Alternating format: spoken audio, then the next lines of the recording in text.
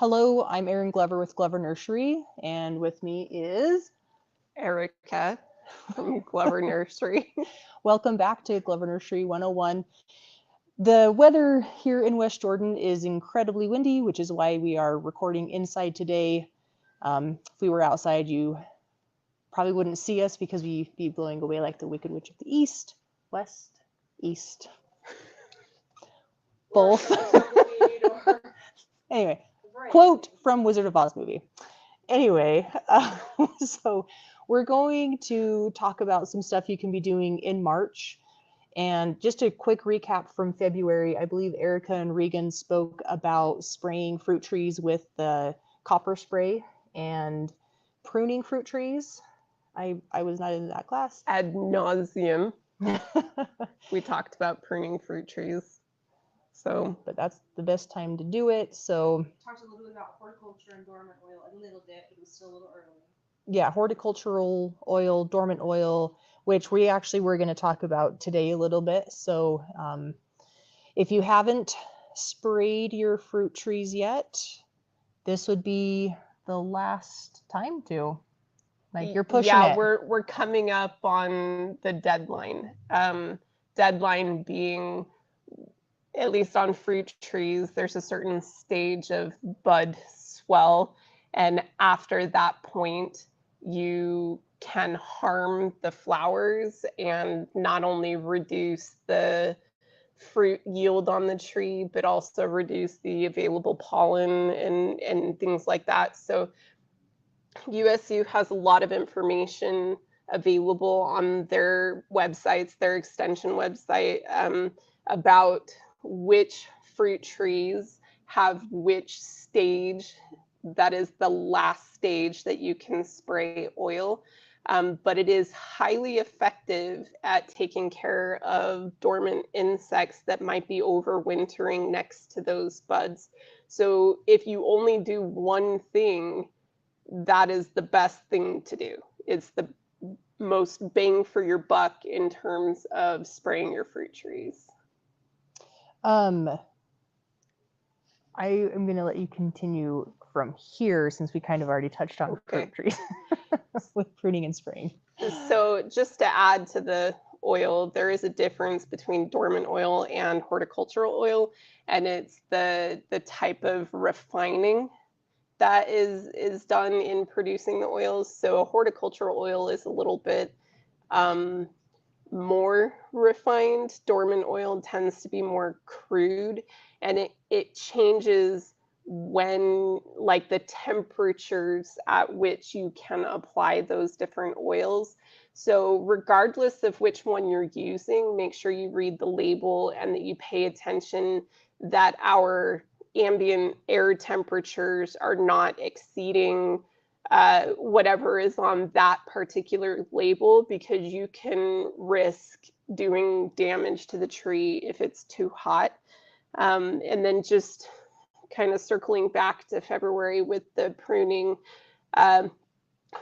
pruning for fruit trees is also coming up.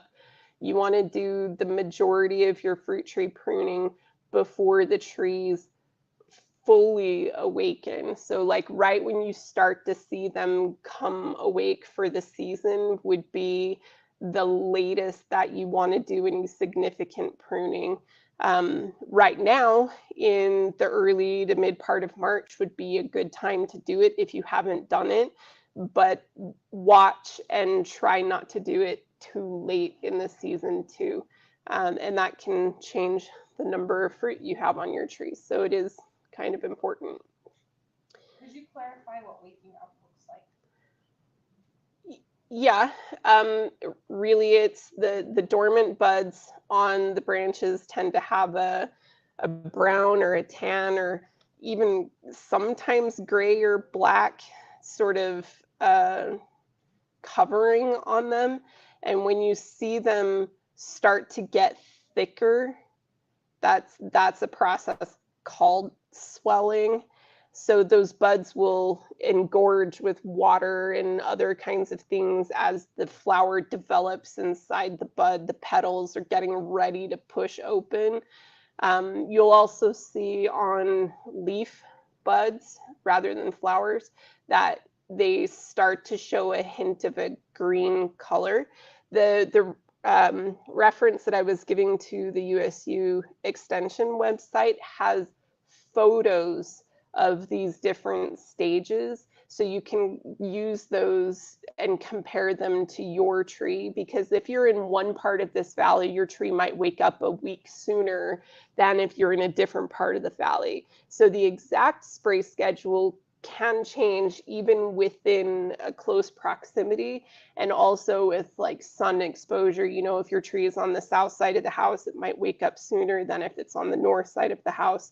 So it is important to have that reference and know exactly, or as close as possible, what stage your tree is in, so that you can stop doing things that might harm it and start doing other things that can benefit. So in terms of pruning your fruit trees, I highly recommend going back to the video that we recorded in February, because I talked for probably an hour. I don't even remember how long it was. 57 minutes. Okay, 57 minutes about different specific skills that you might need to employ when you are pruning your fruit trees. Those skills, once you kind of learn them and what they look like, they're very easy to reproduce. So it doesn't take a long time once you're confident that you're doing these cuts in an effective way. So, and also, sometimes you have to prune and learn. So, you know, you might make a mistake, but the good thing is that trees are living beings, and oftentimes they recover from mistakes. You don't want to make any major mistakes if you can avoid it. So make sure you're looking at your tree and planning what your big prunes are going to be. But if you take off this one little branch, oh well, you'll get more growth. So, you know, try not to have a lot of anxiety or I don't know, like insecurity. I don't know what word I'm trying to come up with. So just go for it. Use some confidence. Try, see what happens, and, you know, do your best. And that'll be better than not pruning. Pruning is really important. So you have to do some level of pruning in order to have a healthy fruit tree. Pruning, even incorrectly, would be better than not pruning. You can cause more problems long term if you have a really dense or poor structure. You can have lots of other types of issues present themselves. So, you know, it is something to work on. It's something to learn. And once you get it down, it's pretty fast. You don't have to think about it. It becomes instinct when you're looking at the tree. You go, oh, okay, clip, clip, clip. And you can get it done pretty quickly. But timing, you're coming up on sort of the deadline for major pruning. Make sure you're looking at your trees. Thank you. That's really good information. And the next topic we're going to talk about is cleaning up the fallen leaves around any trees and shrubs. So the main reason that we're going out when the snow is melted, which is nice that it mostly is, any diseases that you might have had on your trees, if they were on the leaves and they fell to the ground, any different funguses, babies, eggs things. I'm like, I know there's a really simple word. Let me think of it. Insect eggs. Yeah. So there's different things that can affect your tree that are on those fallen leaves that have wintered over right under the dirt, on the leaves themselves. So the best thing to do is to, with gloves and in a garbage sack, go ahead and very carefully gather them up and put them right into the garbage sack. Don't try to mulch them. I wouldn't try to add them to a different part of your yard to break down for compost. If they have disease on them or insect babies on them, eggs, you would just be spreading it to a different part of your yard. So clean up the leaves, throw them away, do not burn them, do not mulch them, And do not compost. and do not compost them. So that one's pretty easy. Wear gloves, rubber, nitrile, plastic gloves, something to help protect from spreading. And then Erica was going to start discussing pruning roses. Yay! I know so many people are so excited. They really are. I get so many questions about roses. Yeah. Well, rose care. I shouldn't say pruning roses. Rose care right now, because there's a lot. Fun fact, roses can also be sprayed with oil. Since we're talking about oil on fruit trees, if you have some roses, you can spray them with oil and try and stop any overwintering insects or fungal spores on your roses or things. So, keep that in mind too. The biggest thing with roses is that I guess I'm going to repeat myself. Timing. On a rose, typically what you do is you wait until you start to see those buds swell. On most roses, or a majority of them, the buds swell. They look a little bit red tinged. They become red when they're starting to grow, when they start to push. And once you see them start to open and push, and you can start even when they're only a 1/4 inch big, or you can start when they're a couple inches big, but you don't want to wait so long that all of this stuff has already developed on the rose. So right around the time of bud swell is the best time to start pruning your roses. I have heard that like a seasonal symbol or a signifier that it's time to prune your roses is when the forsythia are in bloom. It usually is the right time to prune your roses. So if you see those bright yellow flowers on shrubs around the city, go check your roses, because it might be the right time to start cutting into them. And the pruning styles that you use can vary depending on the type of rose you have.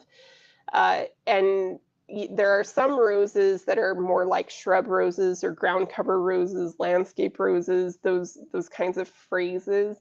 Those roses can literally take shearing or hedging and they will be totally fine. But when you get into hybrid tea and floribunda and grandiflora and climbing roses, etc., the style of pruning can be a little bit different. And a lot of it is directional pruning. So you'll want to always choose buds that point outward. So like if your shrub were like this and you had a bud on this side and it were pointed toward the center of the shrub, that's not necessarily a bud you would want to keep. You would want to choose a bud that's on the outside so that you get a nice structure within your plant. The hybrid teas, grandifloras and floribundas, they tend to have thicker canes that can be really woody. They can be physically hard to cut. So make sure that your pruners are clean and sharp, because that'll make it easier for you to get through those cuts. Yeah, what am I forgetting? The size of the rose. It can kind of dictate how far down you should take the rose. Generally speaking, you want to take down at least 1/3 of the height of the rose. So if your rose is 3 feet tall, you take 1 foot down. That's not to say that, if you need to fix something in your structure and a bud that you want to keep is lower than that, by all means. Roses are actually, even though they're susceptible to a number of issues like aphids and powdery mildew, etc., they're surprisingly tough. They put up with a lot, and they really recover better than you would think from hard prunes. So, you know, there is also renewal pruning that you can do on occasion. If you've got this giant rose bush that has just become really overgrown, before the leaves start to come out and you can see more of that structure, thin it out. Take out some of the, well, obviously the dead, you want to fix the dead and the broken, but thin it so that you have good, healthy, newer canes. If you can see which ones are the oldest canes, then maybe target those first. If you kind of cycle through and you're always going for the oldest canes and you let new ones grow, then you go for the oldest and you let new ones grow, then you're constantly renewing the shrub and you tend to have better blooming, you tend to have more vigor every year. Old canes don't necessarily push growth the way that new canes do. So that's one thing to keep in mind when you're trying to rehab an old shrub. Is there a way to easily tell the difference between an old cane and a new cane when they're dormant? Or just Color and thickness.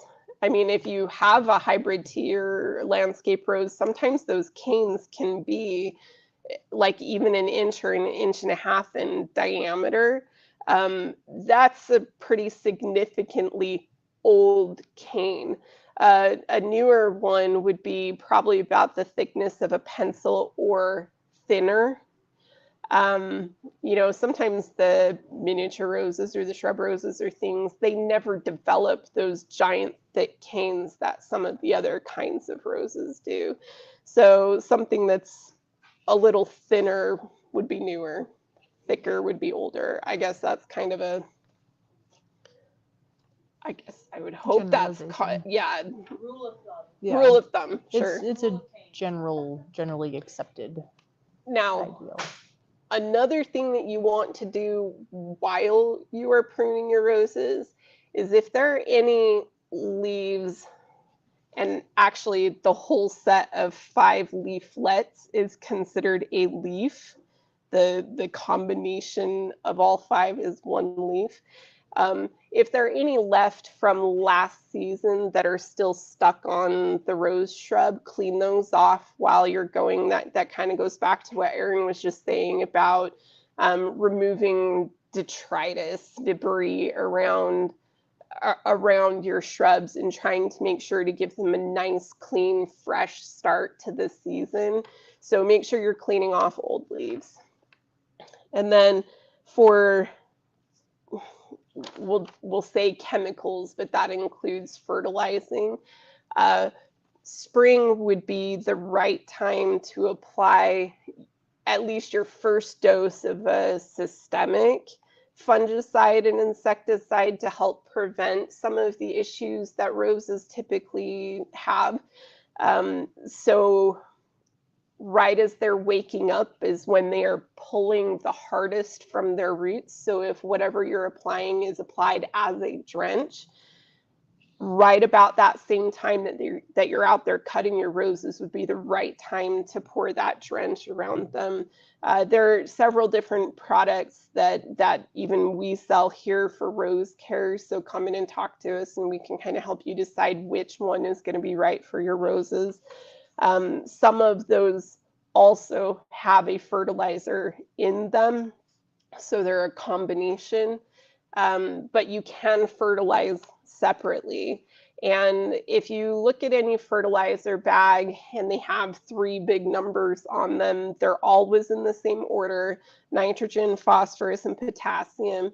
And to encourage the best blooming, you want to look for a fertilizer that has a slightly higher phosphorus number. So that one that's in the middle, if it's higher than the other 2, you're going to be supporting those blooms. You'll get more buds, healthier flowers, larger flowers. So, you know, keep that in mind when you're choosing a fertilizer. And water. Springtime tends to be fairly wet. We get a lot of precipitation, but watch the weather. If we are not getting enough rain and your roses are starting to push, you probably need to go give them some water so that they don't have any sort of deficiency. If your roses are struggling for water while they're trying to push, one, they can't move those nutrients within the shrub as easily if they are dehydrated. But even just a teeny amount of dehydration can stunt your roses. It might not be super obvious that your rose was stunted, but you can do a lot of good for your rose by just making sure that it doesn't ever want for water.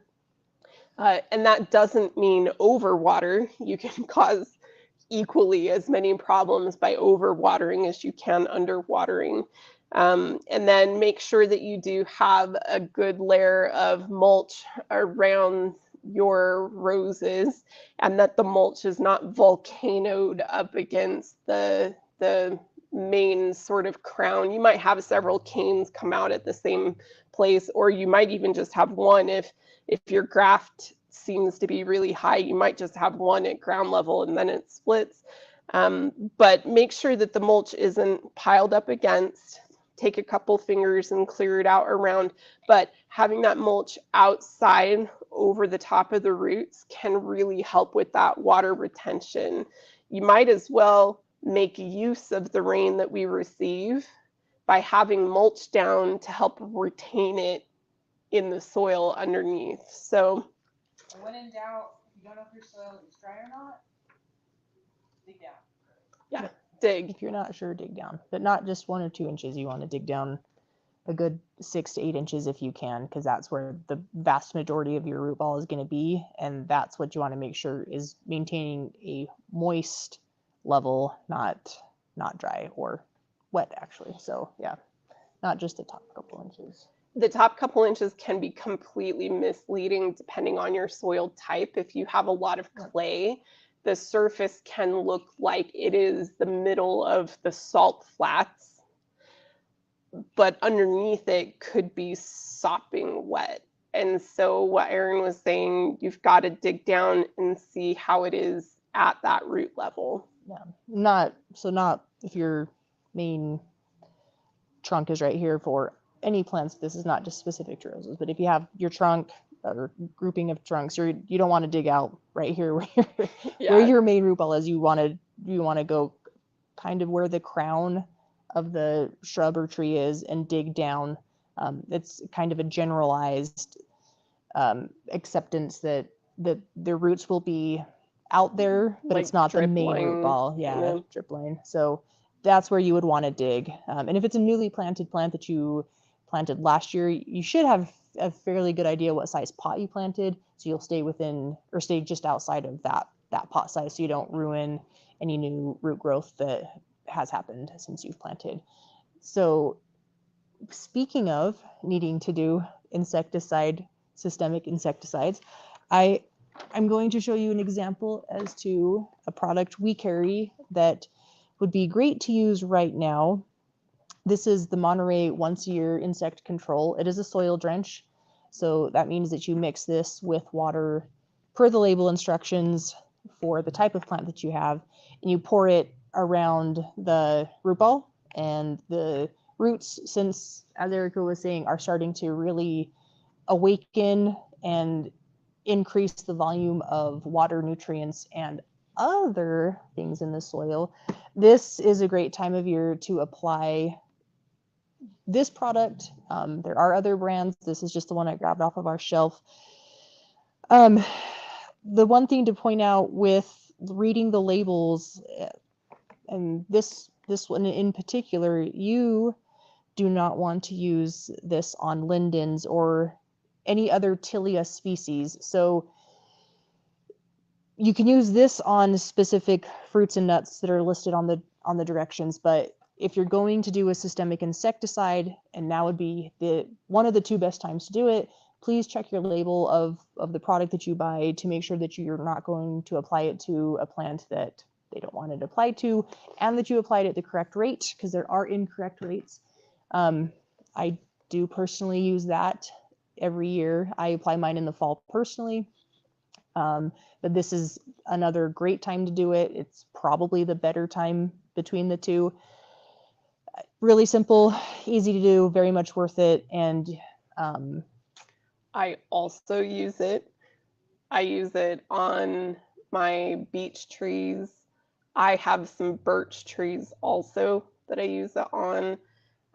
If you have aspens or ash or some of the other types of trees that pretty consistently have problems in the summer, consider doing this early in the season. This drench can save you a lot of headache later on. Money. And money. Yeah, I had my gorgeous weeping Alaskan cedar. I mean, 20 feet tall, and it got a bug. We don't know what type, and it killed the top half of my tree, and I had to prune it out. And simply applying this every year likely would have prevented it. So I recommend it in general to apply. It's not expensive, it's not hard to do, and we just have so many different diseases and pests here that it's worth the half an hour it might take if you have 35 plants like I do, that I put it on every year. Mine is around that number too, So, but it's we're worth planting it. others, so. It can, like I said, save you a lot of headache and loss. Yeah. You can prevent a lot of loss by using this. I am going to just touch on removing the white tree wrap. Give Erica a little break real quick. But so for anybody that applied white tree wrap to your tree trunks last fall to help prevent the winter burn, this would be the best time to take it off. You don't want to wait until April. And that's mainly due to the fact that we are warming up. We're warming up quickly. We have 2 days next week that are supposed to be in the early to mid 50s. Regan was kind enough to grab me one because I forgot. This is the tree wrap that we recommend. It's a breathable fabric to help. I mean, how many trees do we suggest it on? A lot. Almost every deciduous tree. Put this on the trunk. So now would be the best time to take it off. And when you go to take it off if you have a toilet paper center roll, that cardboard. The cardboard. I would, for each tree that you have, grab a toilet paper roll and just reapply it to that so that you can save it for next year. There's no need to rebuy every year. And because the main part, that main trunk, you're likely not going to be pruning the lowest branches up. And so you'll use the same amount for the most part every year. The tree trunk will grow with, so it'll slowly change, but save it, reuse it, start taking it off now. I would absolutely not wait until the beginning of April. The burlap that we recommended around mainly evergreen upright shrubs and trees, but also some deciduous shrubs, the columnar ones, that I would not yet remove until we're pretty certain that we're not going to be getting any more heavy or big snowstorms. I still have my columnar Scott pine and my tall hedge wrapped up, and they're going to stay wrapped up probably through March, but we don't want to have some damage like that snowstorm 2 weeks ago that dumped 16 inches of snow in 12 hours. So remove this, please. Your trees will thank you. Part of the reason you want to remove that is behind it, against the trunk, is a really good hiding place for insects, and the white can sort of inadvertently warm up the trunk faster than it should be warming up. And so you don't want to like leave a blanket over your trunk if you don't have to. So that's part of why it's important not to leave it on just forever. It makes a big difference if you take it off when you're supposed to. We also were going to talk like this much about pruning some woody fruit shrubs, like the brambles, which would include raspberries and blackberries and things like that.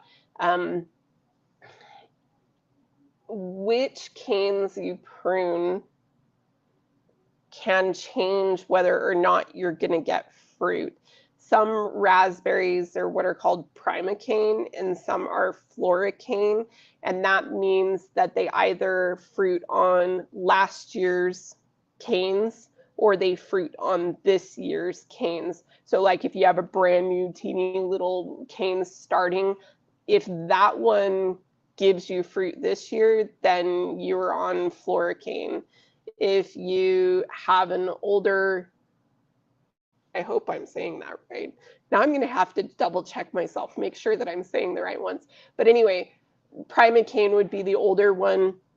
If that's the one that gave you your flowers that turn into fruit, then you would want to make sure that you're only pruning out canes that are older than last year's. So if it's a 2-year-old or 3-year-old cane, you might not get as much fruit on the oldest canes as you do on last year's canes. So if you're not really sure which variety you have by name, like if you know you have heritage raspberry, it's really easy to find out which one it is. If you don't know the name of your raspberry, just pay attention this coming season and see which cane gives you the flowers. And then you'll know for next season which are the right canes to be taking out. So that's kind of as far as we want to go for pruning brambles. If you have more... Regan wants to jump in. Okay. Primocane is new cane. Oh, dang it, I was backwards. Floricane is last year's. Yeah. Okay, So sorry. See, I'm not always right. But you were absolutely right. You knew you were saying wrong, so you actually were right. Okay, I did second You knew guess you had it myself. backwards. Yeah. And then now the last thing that I think I was supposed to talk about would be transplanting trees and shrubs. If you have a young tree or shrub, meaning it hasn't been in the ground for more than a season, maybe two seasons, like you don't want to be trying to transplant things that are really well established because the likelihood is you're going to kill it by digging it up. But if you have something that's just in a weird place, or you changed your mind about your design, or whatever reason you have, right now is one of the times of year that you can transplant some of your woody things. The better time would be in the fall, but that doesn't mean you can't do it now. Now meaning when the ground has thawed enough that you can dig, but it's also not sopping wet, because you're supposed to try to avoid working soil when it is super wet. You can really destroy the soil structure if you do that. So the soil should be moist but not dry and not frozen. So there's kind of a sweet spot in terms of what the soil should look like when you start to dig. But the best tactic to use is if you need to move something, start digging way outside where you think you need to be and slowly work your way toward where you think the live roots are. You don't want to start digging too close and potentially cut off all of these extra roots that grew in the time that it was in the ground. So start wide and then come back in. And I would say rule of thumb is that for every inch of caliper, you need at least 12 to 18 inches diameter from the trunk. So you're going to like double that, 24 to 36 inches wide if you have a 1-inch caliper tree. That would be kind of rule of thumb. I mean, your roots might look a little bit different when you start digging, but that gives you a little bit of an idea how much you should be taking with it when you move it. So the kind of hard part about doing transplanting in general is you don't want to dig out a tree or shrub and not know where you're going to put it and not have a hole ready. So it's a little difficult because you don't know how big the new hole needs to be necessarily, how deep and how wide, but you don't want to not have a spot ready. So before you decide you're going to transplant something, you do need to figure out what you're going to do with it and where you're going to put it. You don't want to dig it up. I have made this mistake, so I'm bringing it up. You don't want to dig it up and put it into even one of our nursery pots and just let it go. You need a plan. A plan. Even though the tree or shrub has grown in that soil for potentially a year, it doesn't necessarily mean it still has the right amount of nutrients. So it would still need some soil amendment in the pot if you're not going to plant it right away. So just a recommendation from somebody who's made the mistake. If you know you're going to move something, know where you're going to put it, dig the hole significantly wider than you anticipate your transplant being, because it's always okay to go wider. The depth you don't want to guess on. So guess shallow and guess wide. And then as you start to dig up the plant that you're going to be transplanting, you can adjust your hole at that point. But I wanted to bring that up because it's... I think the word transplant is a key word to remember. It's like organ transplant. Yes, transplant. A long time. You don't have a long time. You don't want to be like, oh, hey, I'm going to dig up the tree today, figure out the root size, and then next weekend we'll go ahead and plant it because things come up, and next weekend you might have something to go do, and then your tree or shrub is just sitting there. Even if you're taking care of it and watering it, you technically have a ton of loose soil because the root ball is likely not going to have a root system that's going to keep all the dirt on it. And so you have a plan, stick to the plan. That's me on my soapbox. Also, you would treat it as a new plant. Mm-hmm. So it's not going to be put it back in the ground and, okay, last year, I watered it once a week.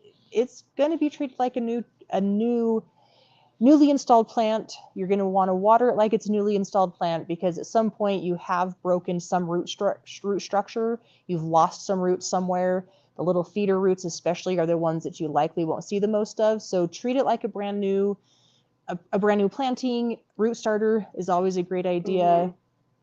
Mm-hmm. If you happen to have extra mics to help establish the feeder roots, anything extra would be great. Like if last year you bought a tree, you put it in the ground and you've got this much mic left, usually what's left in the container has something like a 2-year shelf life. So if you end up moving the tree and you have some left over, go ahead and use it. It will help. Yeah, it'll help establish some of those little feeder roots. So yeah, treat it like it's... Or you can buy a new container. I mean, I was trying to go with have a plan. If you're doing it the same day, maybe you don't have it on hand. But if you are going to plan, which is a really great idea, come grab some root starter. If you want to grab some mics, that's great.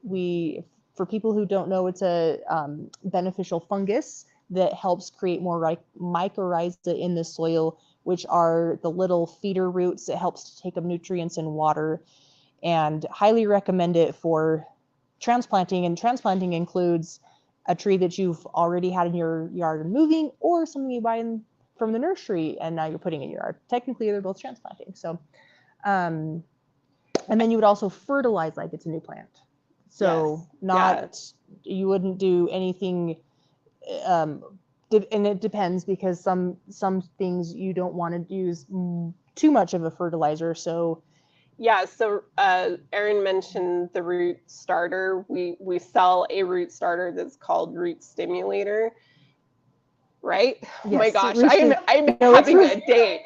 I- Okay, Root Stimulator, but it's low nitrogen. my lovely It's low nitrogen and high phosphorus. I know I talked about phosphorus for blooming, tell but me it's if this gets too close. Closer, closer, closer. This way, closer. Perfect. 4, Smile. 10, 3. Nitrogen, phosphorus, potassium. That middle number is the highest, and that's what Erica was referring to earlier. with the roses, when I was talking about phosphorus for blooming, phosphorus is also the most important of the nutrients for rooting. So rooting and blooming are both encouraged with a high phosphorus number. And you want a low nitrogen number because you don't want to be forcing top growth, like vegetative growth up here, when you really want that tree or shrub to be focusing on root growth. A healthy root system will equal a healthy crown. So, it's really important to have this be healthy first. I was just going to add one little kind of trivia thing. It's kind of a misconception. Trees and shrubs very rarely have tap roots. They almost never have a tap root. So when you're transplanting, even if your root ball is this wide, it's really unlikely that it's terribly deep. So you're going to have like a wide saucer. You're not going to need to go deep. So just kind of watch for that when you start to loosen whatever tree or shrub you're deciding to move. It is a good time also to move your herbaceous plants, and some of those have tap roots, but that's not what we're talking about today. We'll do another video on We'll do, that. yeah. I just got a low battery notice on my phone, so we have like 2 minutes left. Okay. Well, I think well, we're we about- can. I don't think we had anything else to talk about. What do you guys? Do you have any plans to plant anything special this spring This before it gets busy? this year, the spring, do I have any special plans? So, nursery?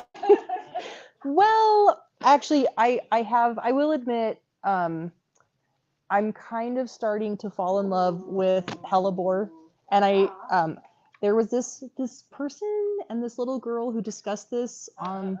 Maybe go back and look at those videos. Yeah, that's right. I don't remember who they were, but they were super cute. And anyway, I've learned more about hellebore this year, and I'm amazed at the different varieties, colors, petal formation, and I have the feeling that maybe this one, but I will be taking a few home, and right now I'm in the process of looking in my yard now that the snow's melting. I have 5. To know what I'm going to put and where, because I have to figure out the colors that I want and that my husband approves of, and where we're going to put them. So I'm going to do hellebore. I'm excited for that. And there's a really, really beautiful echinacea. It's called Moab Sunset. Oh, that's a pretty color. It is stunning. If you've been to Moab, it's even prettier than the Moab rocks, the sandstone. So I don't know how you can say that, but it's a really pretty color. If you're a true planting, Erica, you could say that. Well, what if I like the red rocks, the sandstone? We have to discuss your dedication to the industry. I planted a whole lot of stuff last year that I'm just waiting to see in full bloom this year.